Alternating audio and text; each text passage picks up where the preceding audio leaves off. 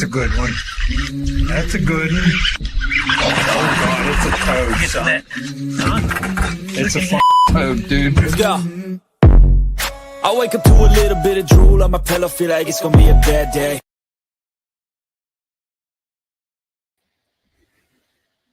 What is going on, folks?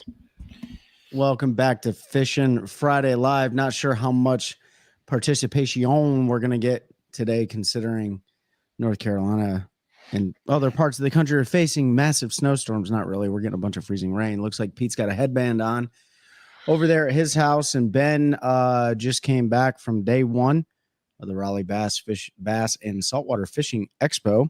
And speaking of Ben, head on over, support him at onecastfishing.com. Use the code TheOneCast, all one word, at checkout. Get your hands on all the stuff we talk about, from the snagless jig series to the long neck hooks to the weedless Ned heads, all the soft plastic lineups, and the merchandise that's also located on the OneCast Fishing website. If you want to support the podcast, that's in there on the website as well. So head on over there and support him. Also use that link that we provide graciously by Pete and Hobie Eyewear. Head on over, use that link. It's going to take you right to HobieEyewear.com, and that's going to save you about 15% on a good pair of floating frame or whatever frame and style of sunglasses you guys prefer. We love the floating frames because we're always out on the water, and there's nothing worse than dropping your sunglasses in the water and having the lake eat them up. So support Hobie Eyewear. They've supported us, and we're really excited to have that partnership continuing. And then where else do they need to go, Pete? I need to head over to Carolina. Can you hear me? Yeah. I can't hear myself with this mic, and it's really weird. So you need to head over to CarolinaWatersNC.com.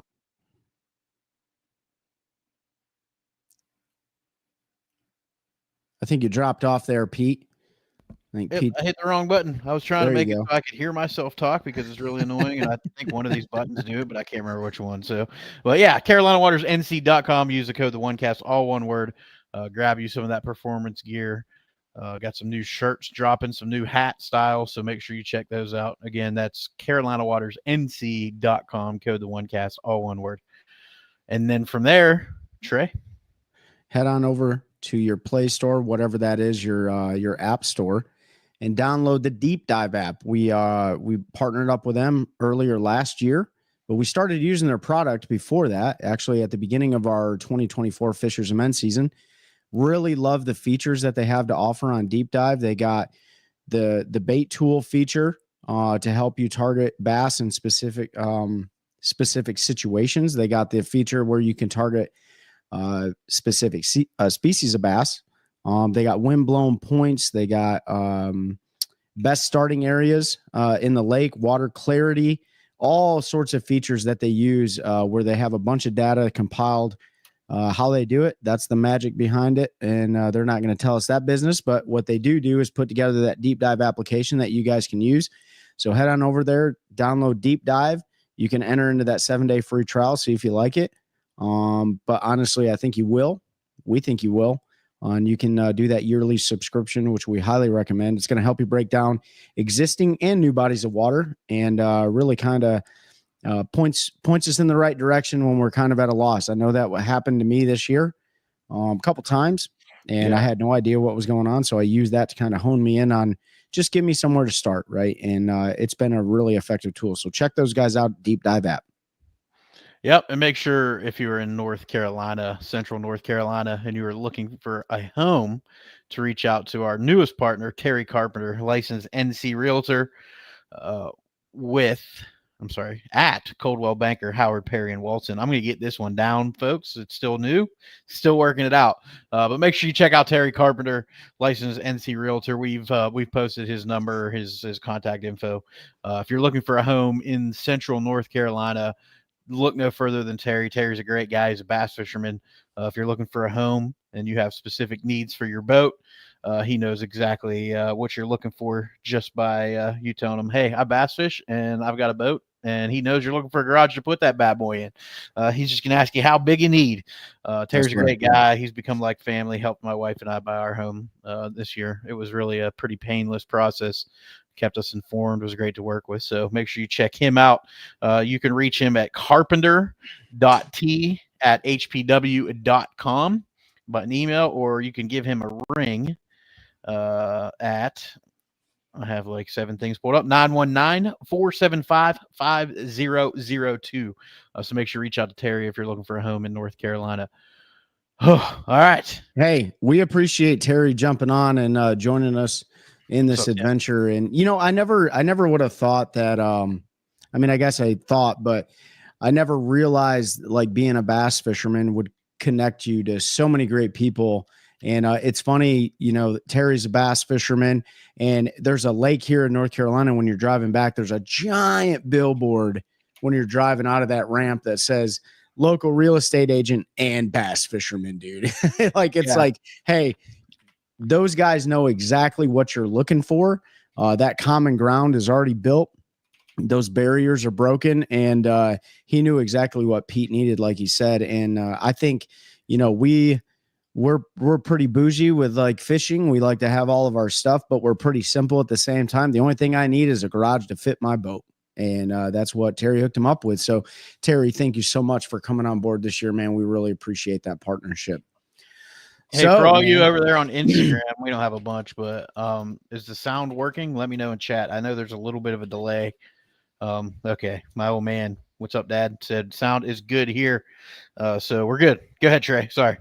No, man. I mean, like, we're getting weather here. Yep. It's crazy, man, to kind of look back at, I don't know, like the last 4 or 5 years, dude, like from COVID to Hurricane Helene to now the massive fires in California, man. Like, it's just, I don't know. Is it natural? I don't know, but it's crazy to see what's going on right now. And then obviously, you know, there's not a single store here with milk, bread, and eggs in it because everyone's freaking out over this little bit of snow and sleet and stuff, but rightfully so on the cautious piece of it. You know, I was just talking to Seth Ellis as he was driving back from the Raleigh Bass and Saltwater Fishing Expo, and he about slid off the road. Super dangerous out there. It's not that people can't drive, it's the experience level. And I think somebody broke it down earlier. It was like, you know, in the South, like it's not typical to get this kind of weather. In the North, obviously it's typical. So if you're out and about, if you are trying to go to the fishing show this weekend, you know, just be super careful. I know that there was a very low attendance today, which Pete said is kind of typical on a Friday, but it seemed like it was really low.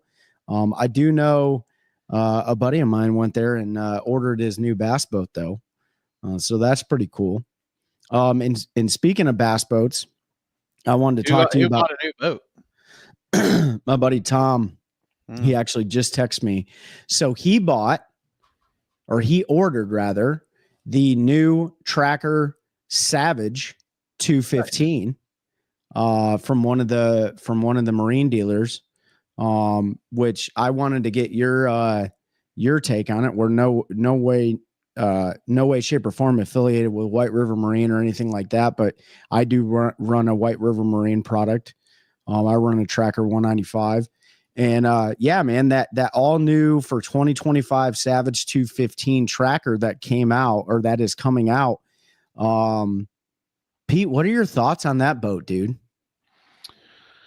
Yeah, I mean, I haven't seen one in person yet. All I've seen is, you know, some stuff that somebody sent us, kind of a look. So I'm going to actually pull that up. It looks great. I don't know. I got to see the layout in person. Again, like they have the overhead shot with the pictures. It looks like it's got more storage than a typical Tracker boat, which was obviously one of the complaints with your boat that everybody has. Yep.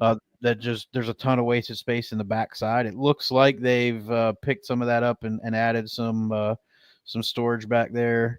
Can't even find this text. You know, it comes with a 150 for the base price, but you can go up to a 250 on it, which is nice to be able to have. It's 21 foot 3 inches, so it's a big boat.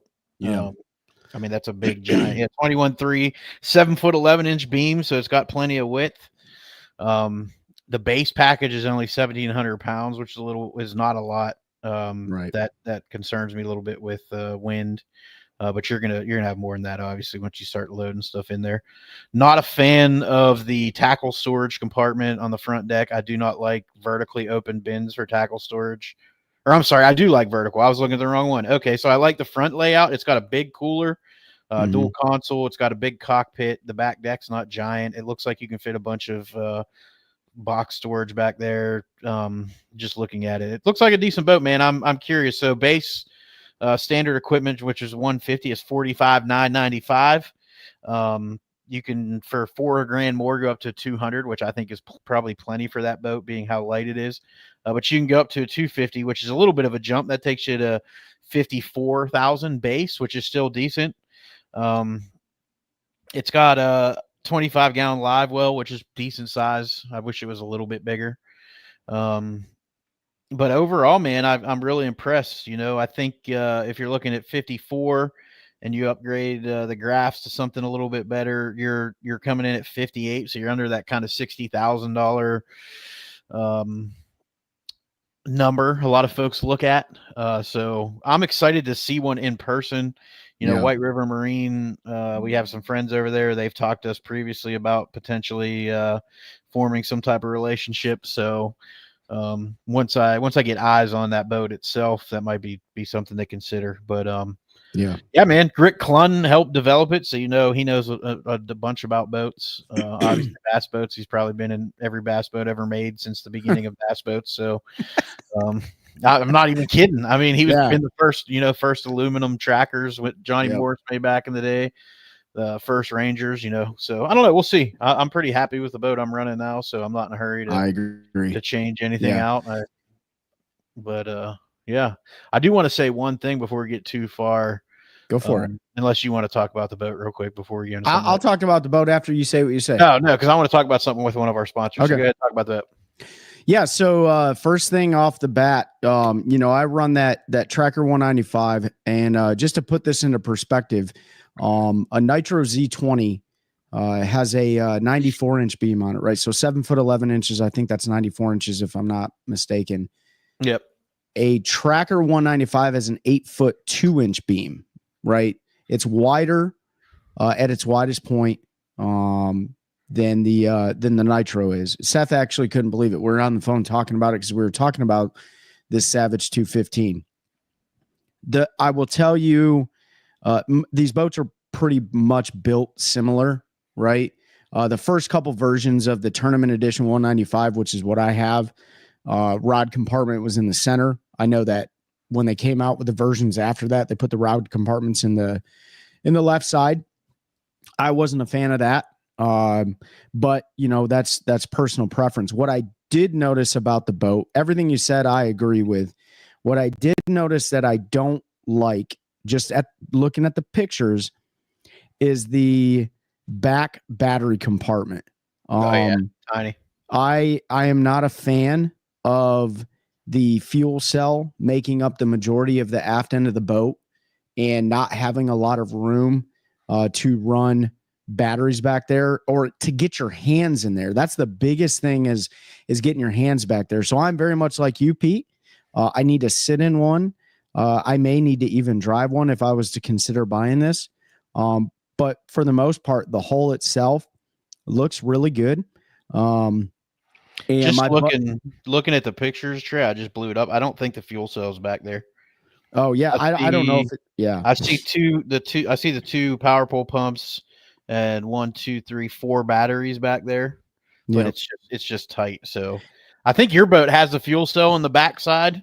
It does. I'm with you. I'm not a huge fan of, so I'd have to see where this one. Hopefully, it's under the seat. Go ahead, keep going. But outside of that, I really do like that that C-deck style floor option that they offer. I like how if you look at the angler in the seat on the picture, there's a lot of distance between him and the steering wheel.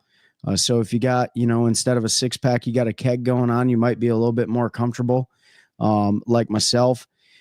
So I like that flooring option. I like the fact that the boat looks like it's not going to get a bunch of spillover if you kill the engine. I mean, they all do, but we'll see. And my buddy just ordered his, and I just texted him. So he got he got black. He got a 250 on the back of it. It does come with a 24-volt trolling motor system on it, which still is plenty of voltage because I'm here to tell you I run 24 and I don't have an issue. Light aluminum boat, yeah. Yeah, light aluminum boat. He got his boat, and I don't know what electronics he got on it, but I do know it comes with power poles and stuff. He paid $62,000 for it. Right. So rigged out. Right. So you look at the same boat, the same type of boat, the Ranger aluminum boat, with HDS Pro 9s and everything like that. That boat is $72,000.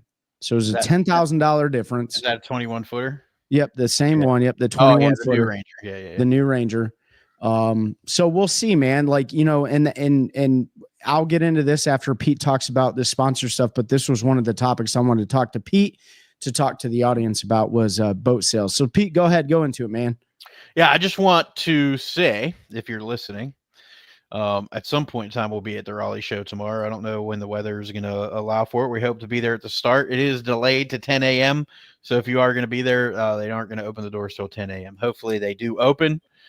We had a few years ago, we got a bad winter storm Friday into Saturday, and I risked life and limb to get up there, and there was like 9 people the entire day. So maybe a little slow, but for those of you that are going to be there either tomorrow or Sunday, when you see Trey or I, if you show us that you are following Hobie Eyewear and the OneCast on Instagram, we're going to have you write your name down, and we're going to put it into a special collection device. And at the end, you'll see what that is when you get there. And at the end, we're going to draw 2 names, and you are going to win. Each one's going to win a pair of Hobie Eyewear sunglasses. This is compliments of Hobie Eyewear. You do have to come to the show. You do have to come see us. We'll make some posts once we get up there so folks know that we're there. But again, following Hobie Eyewear on Instagram and following the OneCast. So the podcast, the OneCast on Instagram. So if you're not doing those yet, go do it. Come see us at the show tomorrow. Get entered to win a pair of Hobies, and the pairs will be my favorite frame, which I know off the top of my heart is the Mojo Float. So that'll be one pair, and then Trey will give his favorite pair. He's tried a lot more, so he's going to have to pick. So we'll see what his is if he doesn't know. David Fuchs, I cannot. You have to be there to win. That is our stipulation with Hobie. So unfortunately, I can't put you all in there. But if you are interested in winning a pair of Hobies, we have an episode we're recording in a couple weeks with them. Yep. And they just released a new frame, super cool, 100% upcycled, so recycled hulls of Hobie kayaks, leftover parts from when they're making them. They have melted them down. They have made a floating frame glasses out of them. It's a really nice full frame glass. It's going to cover your eyes. It comes in all the best fishing lenses, including, we all know the special one, Sightmaster Plus. We are going to be giving a pair of those away with Hobie whenever they come in the studio to record in a couple weeks. So you'll have an opportunity to win a pair of those. Our link does allow you to buy them. They are sold out. They sold out as soon as they released this past weekend. So they're working to restock those. But we're going to be giving a pair of those away. So kudos to Hobie. We always talk about doing more to kind of help the environment, and then being able to recycle those kayak parts, recycle old kayaks, warranty claim kayaks into a functional floating pair of sunglasses is super cool. So I'm looking forward to getting a pair of those and trying them out and giving you my review. But everybody will have an opportunity at that once we give out how you're going to do that with Hobie in a couple weeks. So that was all. I meant to bring that up in the beginning, but I was distracted because I was trying to figure out what was going on with the Instagram and stuff. So, dude, no, I mean, I think it's you're talking about kayaks, you're talking about renewable and recycling, like reducing waste and stuff like that. That is, I'm all on board with that. I think that's a great initiative by Hobie. Hobie was gracious enough to sponsor or send some glasses to a good buddy of mine who's in the special operations community for a long time. Him and 3 of his compadres. So there's 3 former Army special operators and a former naval special operator that's doing the world's toughest row next year, or this year. I guess it's this year now. It's 25 now. Yep, 25 now. And, they're going to be rowing a boat, and it's not any boat. It's a pretty sick boat. They're going to be rowing a boat from California to Hawaii, right? So it's significant straight line distance. And, there's a couple ways that they can fail. One of those is they quit. 2 is they don't have every piece of garbage when they hit their spot, right? So they take accountability of all their durables or all their expendables. I mean, durables and expendables. And if they don't have all that stuff when they get to Hawaii, they're like no go at this station, right? So, and that's to help continue promoting, protecting the most precious resources that we have. Which so there's 3 ways they fail, huh? There's that, and then they die. There's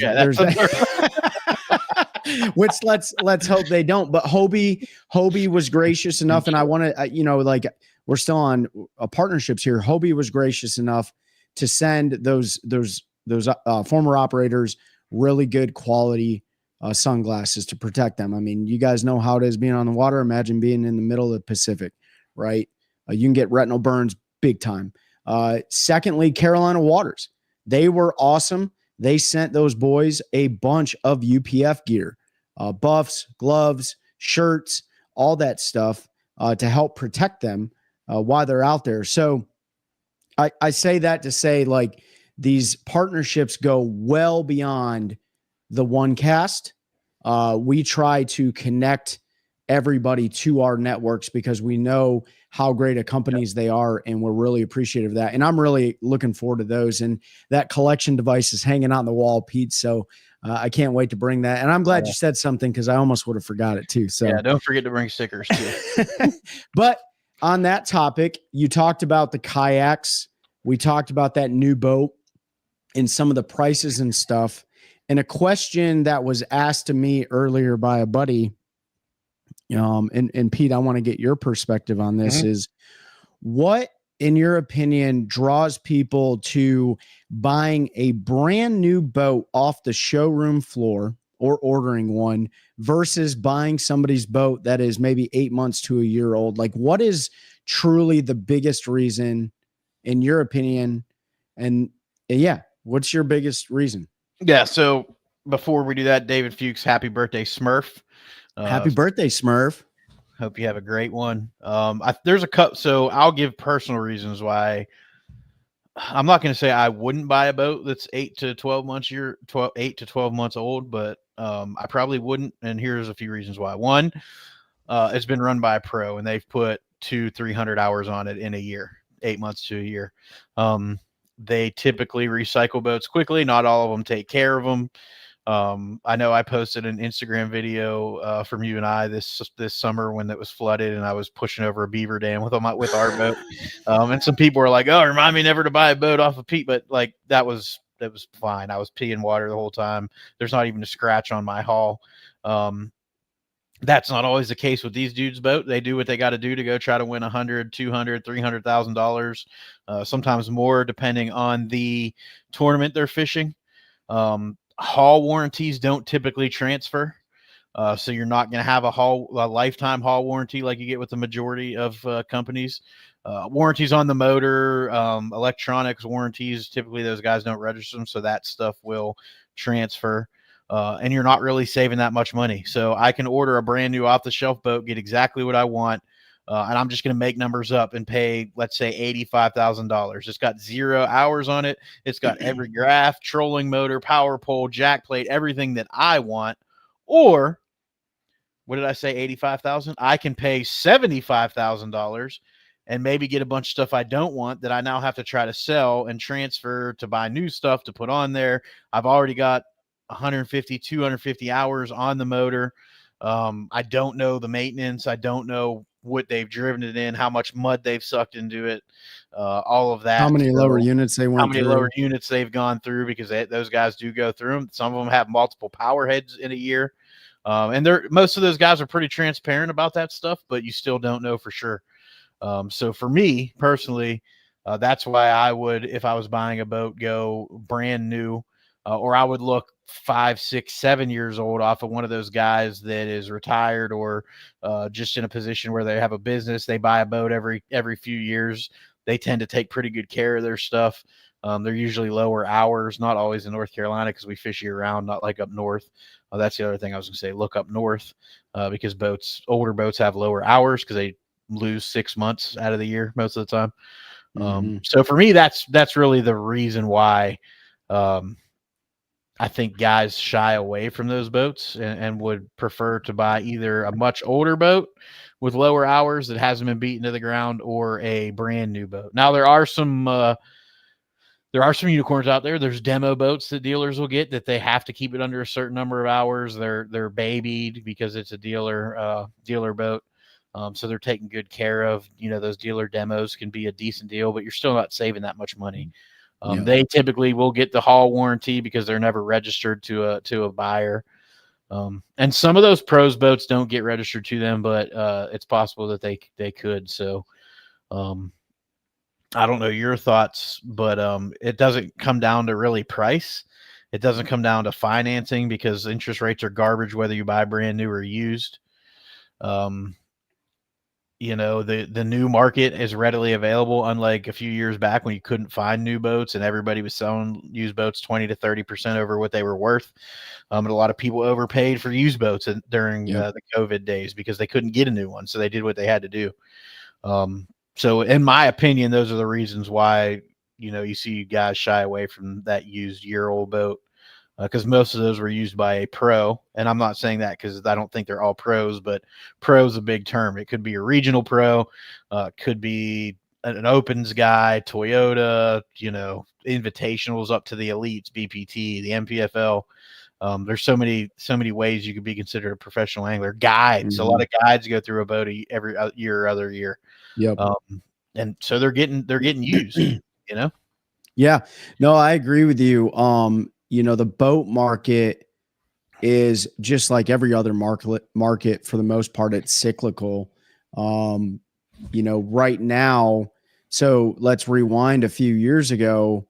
A lot of pros were having success selling their boats a year out or whatever, outside of the ones that already have their boats sold before they even buy their new boat. Because there's the guys out there. We talked about a couple of our buddies that they can sell their boat before they even buy their boat, because they are the dealer for a person every single year, every couple years.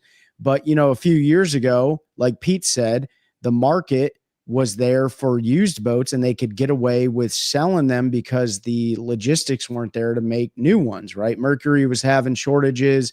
Yamaha was having shortages. A lot of the technology was short. So it was a good market for pros or whatever category of pro you're talking about. It was a good market for them to flip their boat. However, the times have changed and interest rates, the times have changed. And while interest rates suck, they're still trying to sell those used boats at that inflated price. So people are looking at it and saying the exact same thing, especially those with cash in pocket. Why would I could pay 10 grand more, get a brand new boat. And then, oh, by the way, outside of the whole warranty, if that pro has registered all of those electronics, that warranty is not going to necessarily carry over. Yep. Contingency money is a thing, right? So when is that boat going to run out? If that boat even has it, when is it going to run out of contingency money? And if you're worried about contingency money, like you make money depending on what circuit you fish and what place you've place in a tournament. You can make extra money by what you drive, what you use, all those types of things. So there's a dealer you buy through will have exactly contingency money. Yep. So there's a lot of factors, and we watched it happen firsthand to some of our buddies, right? Like, and then and then there's also the social media aspect. And I'm so glad you brought that up, Pete. You took I took a video of you, blasting over, into a little pond. Now, to most of us, that's a no big deal. But to some people, it's a big deal. So if you're one of those anglers, pros or not, that constantly takes pictures of your boat sitting outside and getting covered in the snow, or constantly takes videos of you jumping beaver dams, or constantly takes videos of all the problems you're having with that boat. Well, all you're doing is probably not making it easier on yourself to sell that boat at the end of the year, because if you're a smart buyer and you aren't looking to buy new, and you do your homework, well, then you're gonna social media scrape whoever's selling that boat, and you're gonna see how they took care of it throughout their time owning it. So there's a lot of factors that go into that. But I also think boat prices, boat interest rates and stuff are a huge reason that the kayak industry has done so well. You know, we talked about it on here before. There's a lot of people inclined now to drop 10 to 15K on a fully decked out pedal drive kayak or a torpedo driven kayak or whatever, with the same electronics, and fish kayak tournaments and make a heck of a lot more money than any of us think about making in a boat for a fraction of the cost.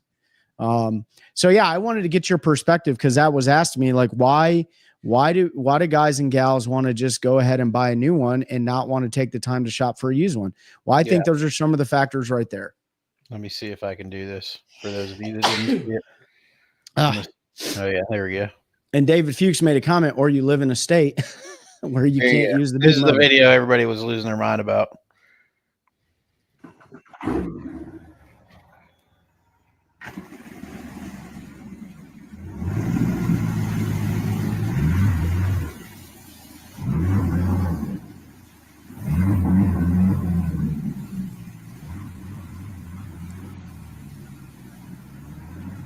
What that is a good time. It was a great time. You'll get her there in a minute. Oh yeah, here she goes.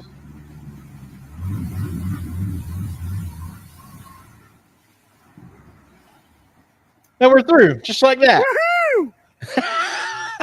Trey hits us with a woohoo, you know? I got to do the woohoos, man. Like, it's no fun if you don't. There were a few people that were like, oh, never buy a boat. Like, that's nothing. I mean, look at Keith Poche jumping beaver dams. Yeah, I mean, some of these guys running in a foot of water, you know, kicking up mud. So, yeah. But I wouldn't blame anybody if they didn't want to buy my boat because of that. And I don't care. That's why I put the video out, because I really don't give a flying shit if they want to buy it or not. Somebody will want to buy it if I want to sell it. And by the way, for those of you who Joe Brando Fishing said I do that in the Waccamaw River every time. Yeah, that's a good place to do it too. It is. So, but you can also trade your boat into, if you can't find a private seller. Obviously, it's just like trading a car in. They're not going to pay you nearly as much money as you'd get from a private sale. But if you're in a pinch, you can turn your old boat in and get yourself a new one, man. You know what I mean? Yeah. So yeah, you're not doing yourself any justice if you're, beating the crap out of your equipment and constantly making videos about all the problems you're having, or you are doing everyone a service by being very transparent. Because, Cole Harris, he put his boat on there, snapping off at the trailer and going into the woods. And hey, man, maybe people need to know about that. Maybe people need to know about the trailers and how they're manufactured and the problems they could have with that. So, but yeah, I wanted to get your opinion on it, Pete. So yeah, no, I mean, like I said, it's sometimes you gotta get where you gotta get. You go chasing fish, and we found some stuff we wanted to go fish. We didn't catch shit back there, but we made it. Nope, nothing. Hey, but you got to keep them honest, man. I wouldn't know. We wouldn't have known if we wouldn't went back there. We caught them all the way back to that point. We just didn't catch any past that. So that's right. That's the day. Flipping the bushes, baby. I can't wait for that to come up again. So, dude, peep this. Let me see if I can get the show. I'm gonna take it out of the package for y'all. Look at this new color jackhammer. Chelsea got me from a new tackle shop in the area. That's officially opened. Is it opened unofficially? Yeah, they soft opened the other day. And I can't remember the name of it, which is why I'm not saying anything. Is it Elevate? Yeah, Elevate Outdoors in Sanford, North Carolina. There we go. We good thing Trey remembered to look at this bad boy, dude. You can't see it. It's free. Is it coleslaw? Dude, it's a Morning Dawn chatterbait. Really? Yeah, it's nasty. Yeah. Like, oh, there you can kind of see the color. You see? Oh yeah, that's sick. Got that purple in there. What? that looks like a blueback herring lake special, dude. Yeah, she's gonna get 8, but I'll probably break it off on her fish. But we got this. Yeah. So, are some pros fishing the elites and the NPFL? Yes, Tim, they are. Some apps. The NPFL's got 21 Elite Series anglers that are fishing both. New additions this year: Hank Cherry. You have. I got the list up right here. Christie, you have a bunch of Elite Series guys coming over. Gerald Swindle is fishing both.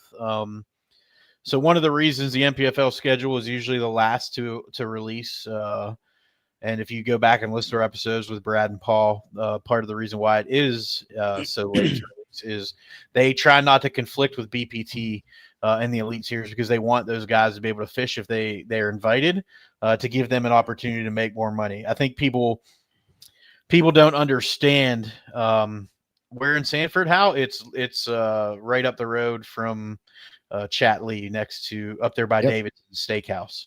I can't remember the address off my head, but they are open. I don't know their hours right now because they soft open. They're also going to be a boat dealer. They will have Skeeter boats, G3, and a few others that they were finalizing.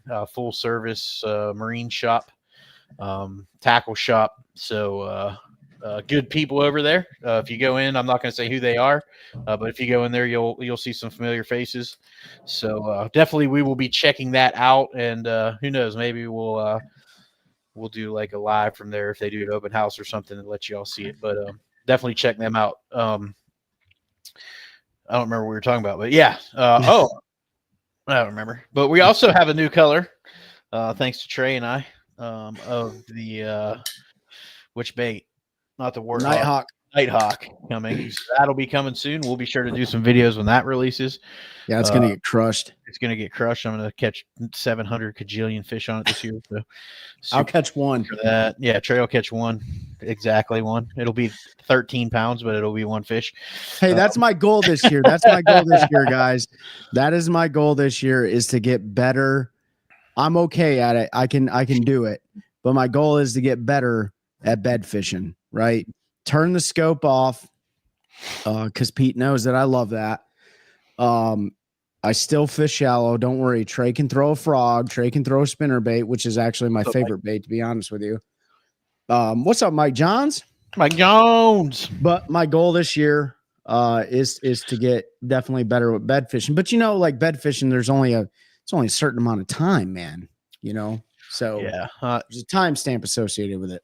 Yeah, we'll get out there. We'll go out there and do it some more. Teach me, teacher. I will, until I get frustrated and make you go to the back of the boat because I can't watch it anymore. But yeah, we'll just take 2 boats and then I'll bump you out. Mike, yeah, I'm looking. Go ahead. Oh, Mike said Trey don't know nothing about a frog. Mm-hmm. Okay. Yeah, keep. I'll leave it at that.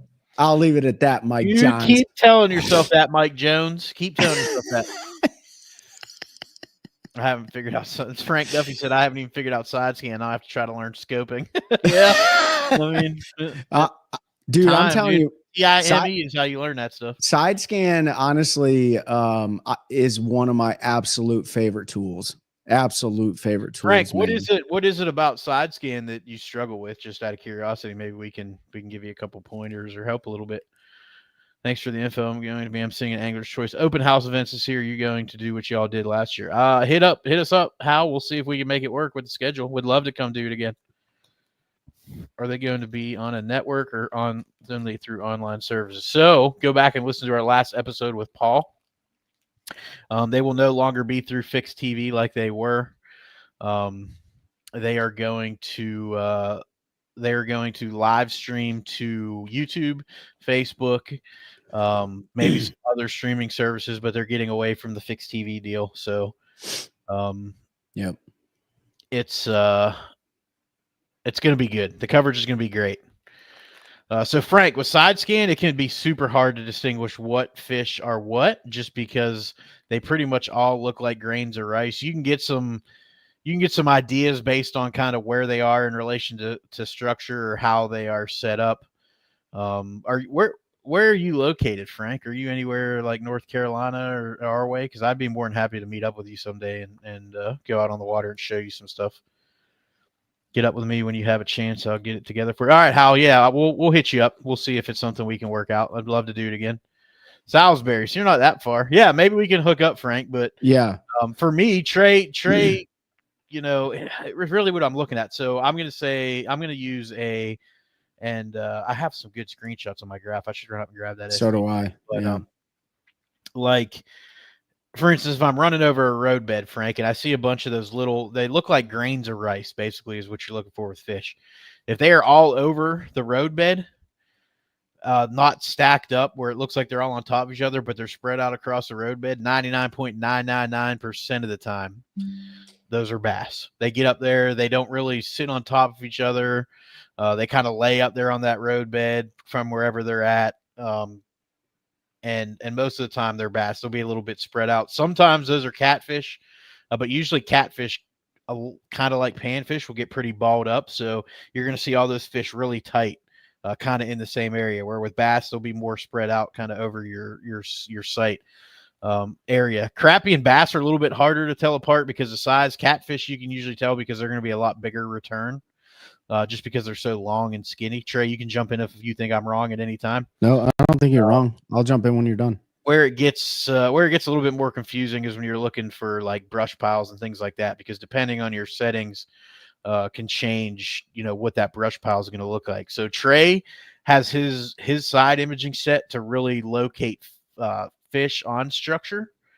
I have mine super dialed in to locate structure. I don't care if there's fish on it or not. I just want to see the brush piles. I want to see the road beds. I want to see that stuff, and then I'll go back over it with 2D, or I'll get it with forward facing to see if there's fish on it, just because that's what I like to do. I'm not saying it's right. I'm not saying it's wrong. But down here, outside of road beds, if I'm scanning brush and stuff, I like to just see where that stuff's at, drop a waypoint, and then either run over it with 2D or hit it with forward facing. Or I'll hit it with my 360, but that I have that set up a little bit different. Trey? Yeah. So everything. So there's a lot of factors here. And Mike John says he's found catfish to be more spread out sometimes too. And I think everything is a factor. So Frank, I would say first and foremost, it depends on what equipment you're running, right? So Lowrance is getting closer with their new HDS Pros and their new transducers. But I still believe Humminbird has the best side scan imaging out there. All right. Lowrance is pretty good, and I know what to look for because I've gotten super close with Lowrance now. Yeah, I've gotten tuned into it. It's still not as good though. All right. So Frank, I would say you can't have, it's hard to have one without the other. And what I mean by that, and I have carbons too. Well, I have carbons too, Frank, and I've been running them for years. And I literally 2 days ago put HDS Pros on them. Pairing your side scan with your down scan and your 2D, those three right there. If you don't have forward facing, you don't have 360. Those three things right there can get you dialed in. Down scan imaging, really good when you have a lot of debris and a lot of like silt and stuff in the water. Your down scan typically picks out your fish a little bit better than your 2D. And your clear water, your 2D does a really good job, but I use all of them, right? So I would challenge you for this, Frank.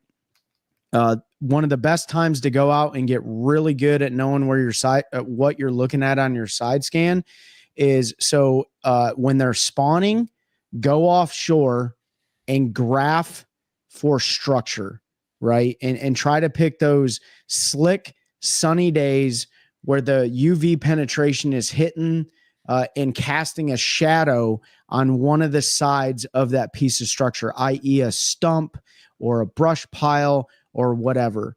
And then when you figured that you're looking at your stump, your brush pile, whatever, when they slide back out and they go into their summer schooling pattern, if you're on lakes like that, Sharon Harris is a great lake to learn on, by the way, Frank. So you ever come down here, Pete and I will help you out 100%.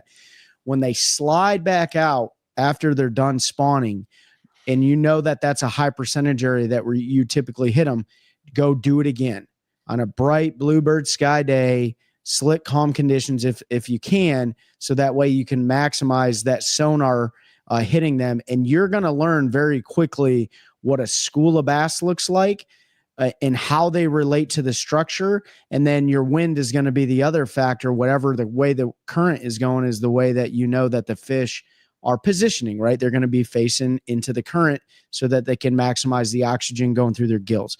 And then bait fish are easy to pick out because they're going to be small in the middle of the water column or whatever for the most part.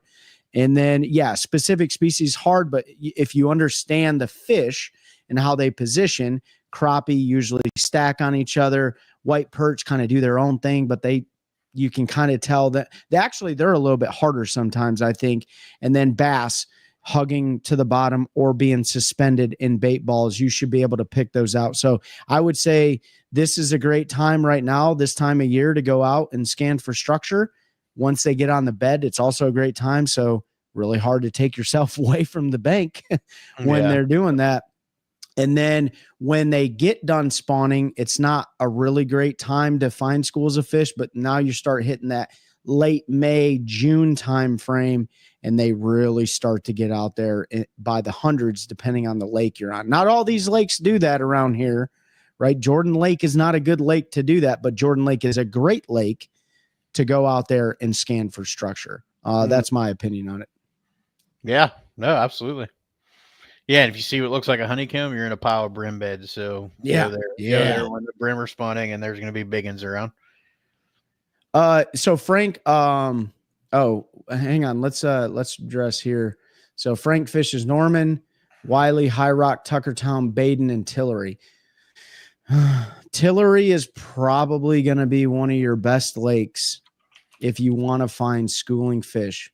I don't know a whole lot about High Rock. There's a lot of stumps and stuff in High Rock. Hal Abshire, if he's still listening, he's got a lot of experience on those bodies of water. Schoolers too at those spots.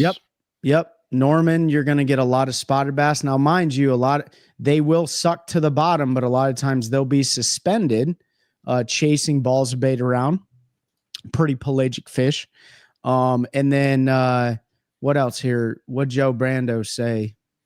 When you're watching side scan, when you see the bottom smooth and then it looks like a honeycomb, yep, those are fish beds. Yep. And you'll see those.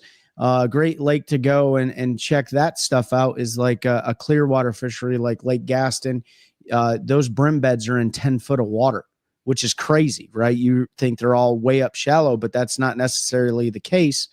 Those depends on the UV penetration, right? Yep. Somebody got me my SD card, so I'm going to open a couple pictures here and then I'll share. And Frank said, what do you say offshore, middle of the lake or 10 foot deep? Frank, that's relative. Depends on the lake. Yep. 100% relative, right? Offshore, I mean, literally not casting at the bank, right? So there's some lakes around here where they'll school in 8 foot of water. They'll school in 3 foot of water, right? But typically when that thermocline sets up, when you see that thermocline on your 2D or down scan, and you know that those fish are out there, and they're not below the thermocline, so they're kind of riding right above it, where maximum oxygen's at. That's what we're talking about. So it just depends on your lake, Frank. Pete, what you got? Oh, I know that. I know where that is. No, you don't. Yeah, you do. Yeah. So that, Frank, just so you can get a little bit, this is obviously 15 foot. You got a road bed. You've got a school. This is, I would say, bait fish. I have another shot I'm going to show you here in a second that I have it with 2D and down imaging as well. So you've got what I'm going to call school bait. See the way these fish are kind of on the edge here? Those are bass or crappie. It's hard to tell here. You'll see again in the 2D. These are going to be some rocks, but most likely these are fish. It's hard to tell without the shadow.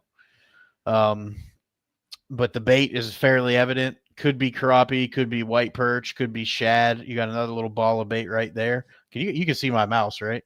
Yeah, I can see your mouse. Is there any way to scroll in more or no? Oh yeah, yeah. Or buddy. zoom in more? Oh yeah. I mean, There you go. How many you want to get?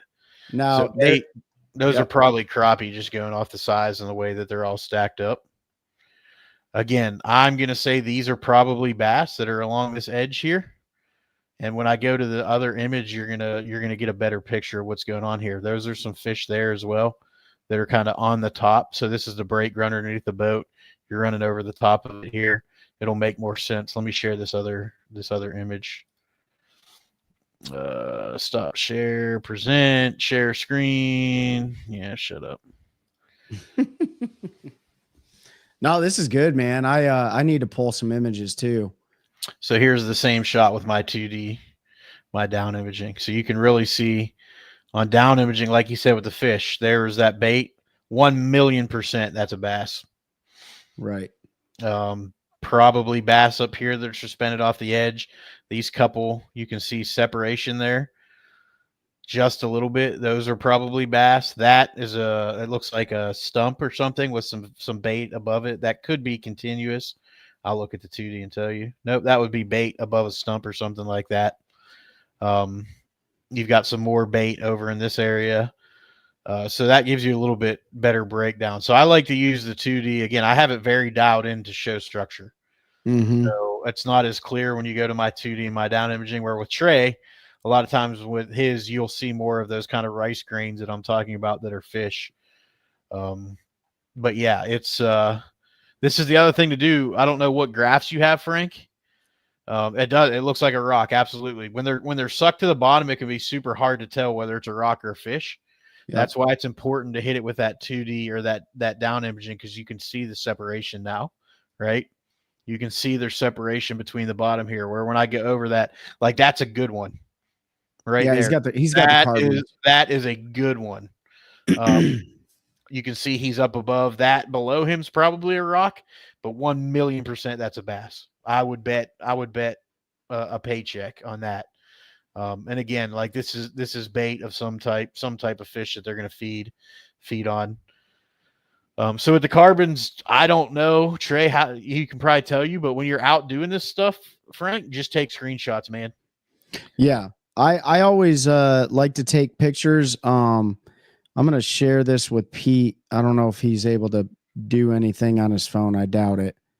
I took a 2D picture. You can send it to me. I'll email it to myself and then I can pull it up. Yeah, I sent you a 2D picture. I probably already had that one. Actually, you did. I'm just trying. I'm trying to see if I got a side scan one that will help Frank out here. I got a side scan one with all tires. That's pretty funny. But yeah, and so playing with your settings, Frank, is a pretty important deal. Let me send this one. This is down scan. This is the difference between down scan and 2D. So Pete can maybe pull these up. Yeah, I'll show this one first. Yeah. I'll let you talk about it. And then while I'm doing that, I'll get the other ones because I got to email them to myself. Yeah, let's see. So here's that one. So there's a down imaging right there. Yep. So there's a 2D down scan. So the first three big, and one of the other things to remember too is understanding your colors on there with your 2D, right? So the more yellow it is, like the more yellow it is, like it's not as not nearly as, I guess, dense. I don't really know. The more yellow it is, the more dense it is. So those are three bait balls that are up to the left. And then you can see that little hump right there at 7 foot. And I know that those are bass, A, because I whacked all of them. But B, I marked them on side scan, and you could see them like little like actual fish, but like little lines with a shadow underneath of them. So I knew that there was distance between the bottom of the lake and the fish. If there was no shadow being casted or a small shadow, it was probably like a rock or a stump, but I knew that those were all bass. And so I would hit those with my side scan, and then I would walk myself back over them like Pete talked about with my 2D. And I'm trying to see if I got one more side scan or a side scan to help Frank out, but I don't know if I do. I might have deleted them. I'm like running Here, out. I'll show you. I'm gonna go to that down imaging one you sent me. Yep.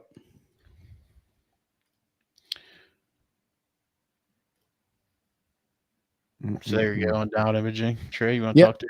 Yeah. So then, you flip over to your DI or your down scan imaging, whatever it is. And you can see that those are, there's not all fish, but the ones that are off the bottom are fish, but those are pretty much all big bass, right? There might be a stump or something down there, but those are really, really big bass. Here's a great example. Yep. That separation will tell you right there that that's a fish and not structure. Mm-hmm. This could go either way, but that's probably a rock or something. Yep. Same there. Bass very rarely are sucked completely to the bottom where there's zero space, especially in, you don't have the temperature on here, but I know when this was, especially in 80-degree water. That's right. They're typically not. If this was winter, be a little bit different. I would suspect those could be fish, but being the time of year, but like Trey said, these, you can sort of tell what they're doing too. Like these fish are moving up in the water column, which is why they look elongated here. These fish are sitting on the bottom one way or the other. That's why they're just kind of a round blob. Again, this one's holding. These fish are probably moving up in the water column. Yeah. So you can sort of see a difference in the shape of the fish as well. And there's a very specific reason I'm running down scan on that particular body of water, because it was a very, as the summer progresses, Frank and all the listeners, the more stirred up, the more stirred up the water gets from all the pleasure boating, all that stuff. So then you got to start looking at your sonar. So as you can see right there, that's a 2D image. All of those little blue dots above that stuff, that's not just all bait, right? Like that's a lot of like silt in the water, a lot of debris. This is right on a ledge. Those are all like bass, right? Like there's bass, there's wood in there because I got snagged up on it a bunch, but those are a bunch of like 2 to 4 pound bass that are just holding right there because there's a maximum amount of current. And they're positioned in a way where the bait is just flowing right past their face. In fact, Mike Johns caught, when he came up here at this exact spot right here, Mike Johns, you caught a fish on your dad's Zebco 33 reel with a drop shot. It was really awesome. And you would think you'd be able to catch every single fish out of that school. And what's that depth? That's 15 foot, right? So that thermocline on that lake is 15 foot. Pretty typical, right? So those are all bass, right? But I could see them on side scan. And I sent you another picture, Pete. Yep, I'm sending it right now. Yep. So Pete's going to pull up a side scan picture where there's this side scan is not showing fish on the carbons, Frank. This is showing a giant stump field. Right now, I'm not saying that there's not a fish on these stumps, but what I'm saying is I know that I'm in a stump field. It's very prevalent on this side scan image because you can tell that they're not fish, right? So Pete's going to pull it up right here. It's a little hard to see, guys, but yeah, if you look on the right palette, those are all stumps, and you see that really long shadow that they're casting. Well, that means that the sun was positioned on the other side or on one side, most likely, and casting a shadow down. I think that was like 8 foot of water or something like that. That's not what the shadow is, though. Oh, wait. Oh, the shadows from the sonar. Shadows from the sonar, yeah. So that's why they're going perfectly away from the boat on both sides. Yep. I'm sorry. Yeah. No, you're so good. Yeah, but yeah, you can see that those are clearly stumps. Yep. Both on the left and right side of the boat. This looks like either a grass or a brush pile. It's a brush pile. Just because of the way it's fuzzy. Yeah. And you gotta play with your contrast, your contrast and your settings and stuff, the further and clean battery power. Yeah. Very, very important on these things. Right. So dude, that was awesome. Like, I really like talking about that stuff. So, Yeah, I want to take more screenshots now. I know I love to take screenshots. It helps me. I will, if I'm fishing a lake and I fish that same lake 1 year prior, I'll go back to my pictures. I'll look at the water temperature that I took on the graph and just make those like digital notes to see if the same pattern is going to hold up. And Pete and I, we do that all the time. And we noticed a huge difference this year in water temperature, water clarity, things like that, you know, and a lot of residential developments are going up around our lakes, and it's making our lakes dirtier, and our runoff patterns are different and all sorts of stuff, you know. Pretty obvious what that one is. Oh yeah, that's a boat. I appreciate that, Frank. Yeah, we'll definitely help you out, man. Anything that we can do to, especially we'll come up to Norman, man. That'd be yeah, some dang old spots, son. Absolutely. But yeah, absolutely. Yeah, we love doing this kind of stuff. When you all have questions like that, if there's stuff we can show you, like, more than happy. We're by no means experts, but we're blessed, both Trey and I, to be able to spend a fair amount of time on the water. And that's really how you learn this stuff, is just time and looking at it a bunch, and, you know, having folks that'll help you in the beginning kind of get a base knowledge or understanding of what it is you're looking at or for. Yeah. And then you can just build upon that. And that's, you know, that's what we've both done. And I've learned a ton about looking at, you know, 2D and down imaging since fishing with Trey, just because he's much better in general at using his electronics. You know, I can use them, but Trey's a lot, a lot better looking at that stuff. So, well, thank you, Pete. I appreciate that. Tim, my birthday was awesome, man. I spent it with my family and Pete and his wife, and we had a nice dinner, and yeah, it was awesome.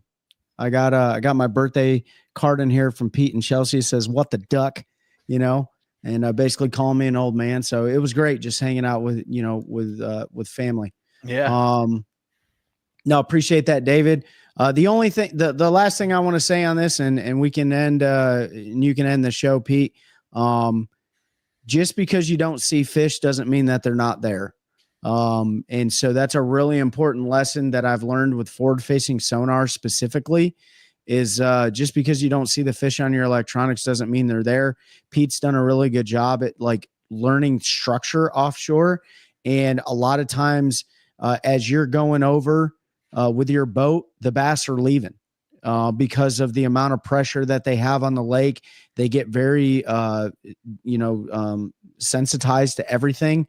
And so they may swim away by the time you go over that piece of structure. And by the time you go past it, they may swim right back to that piece of structure. So I think it's just as important to side scan them. Side scan's very important. And then cast on that piece of structure, whether or not it's with a jig or throwing a moving bait. Typically, I'm going to throw a big moving bait first to get the biggest fish out of there.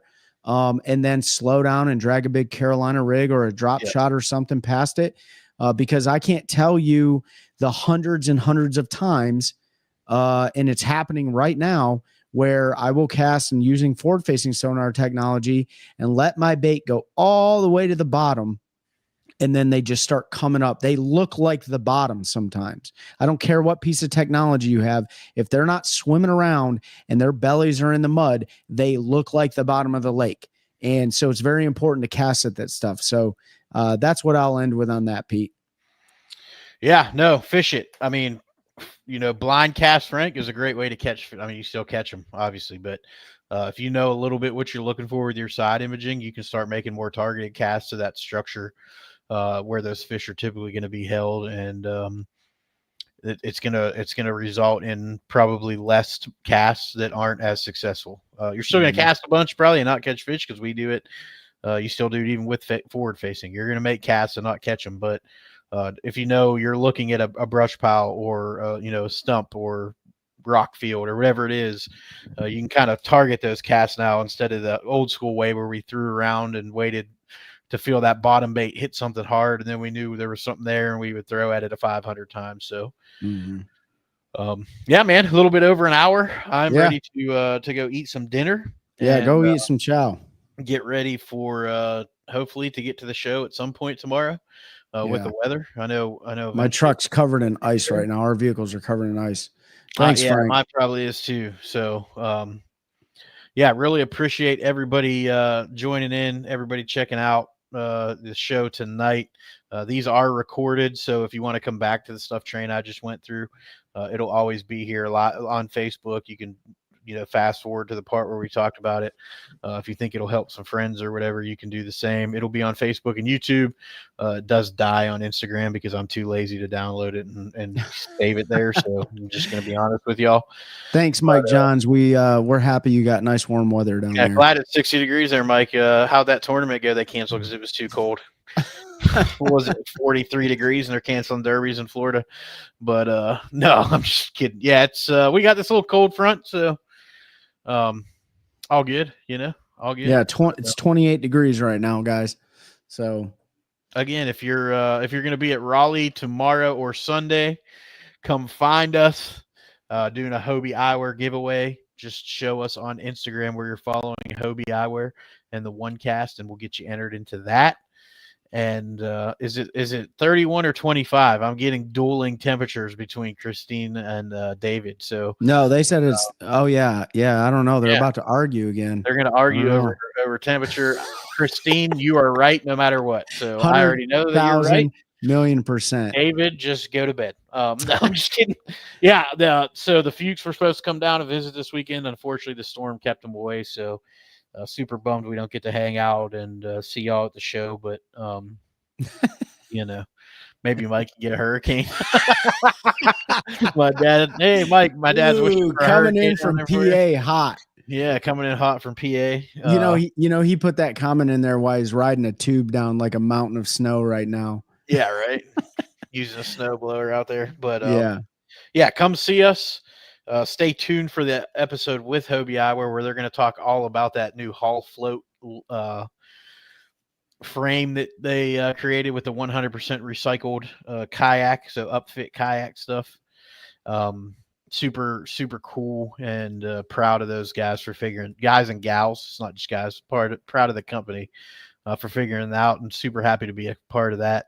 So use the link in the bio on all of our socials for Hobie Eyewear, or you can click on the one I'm about to post. It'll take you to our link tree, and you can go in there and get it. Make sure you use the link, David Fuchs. That way, oh crap, yeah, it'll still work. That way, you're able to save some money, and it also helps us out with metrics and things like that. That they know that you found us or found them through us. So appreciate y'all. Love everybody. Have a great rest of the weekend wherever you are. If you're in North Carolina, stay safe while we get this mess cleaned up. And that is all I got, Trey. Nope. Thanks, everybody. We will we'll see you next Fishing Friday. Do us a favor.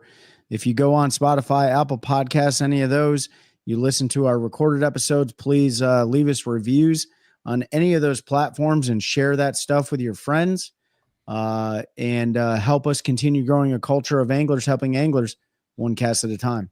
That's a good one. That's a good one. Oh, God, it's a toad, son. It's a toad, dude. Yeah. I wake up to a little bit of drool on my pillow, feel like it's gonna be a bad day.